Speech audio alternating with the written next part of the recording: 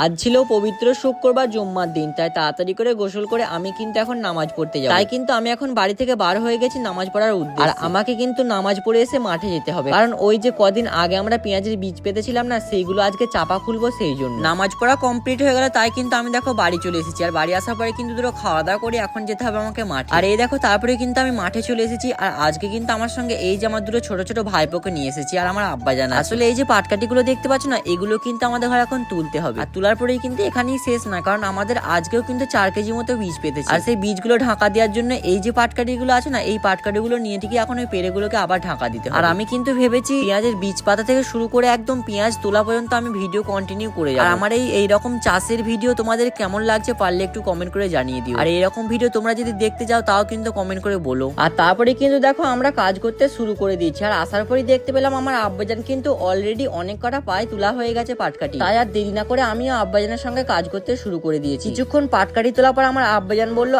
আজকে যে বীজগুলো পাতা হয়েছে সেগুলোকে পানি দিতে হবে। তাই কিন্তু আমি আর আমার এই ভাইপোটা এখন মেশিনটাকে ঠিক করছি। আসলে আমার আব্বাজান কিন্তু সকালে বীজে পানি দিয়েছে, এবার আজকে যে বীজগুলো পাতা হয়েছে সেগুলোকে আর পানি দেওয়া হয়নি, তাই আমাকে বললে এগুলো পানি দেওয়ার জন্য। আচ্ছা, কারা ক কেজি পেঁয়াজের বীজ পেতেছো পারলে কিন্তু আমাকে একটু কমেন্ট করে জানিয়ে দিতে পারো। তারপরে দেখো কিন্তু আমার ভাইপোটা বীজে পানি দিতে শুরু করে দিয়েছে। আর এইদিকে দেখলাম আমার আব্বাজানরাও কিন্তু পাটকাঠি সব তোলা হয়ে গেছে। এই যে দেখতে পাচ্ছ না, এইগুলোই কিন্তু আমাদের পেঁয়াজের বীজ। এখন বেশ ভালোই কিন্তু ফুটেছে, এখনো কিন্তু অনেক বীজ দিলাম বার হচ্ছে। আসলে পানিগুলো ঠিকঠাক হয়তো দেওয়া হয়নি, সেই জন্য সব বীজ সমান হয়। যাই হোক, আজকের মতো কিন্তু আমাদের পাটকাঠি তোলা হয়ে গেল। কালকে কিন্তু আবার আমাকে আসতে হবে বিকালে। আসলে এই যে পাটকাঠি গুলো পড়ে আছে না, সেগুলোকে এখন কুড়োতে হবে, তা না হলে পেড়েগুলোকে দেখতে খুব একটা ভালো লাগবে। আচ্ছা, আমার মতো এরকম কে কে মাঠে কাজ করতে যাও সেটাও কিন্তু একটু কমেন্ট করে জানিয়ে দিও।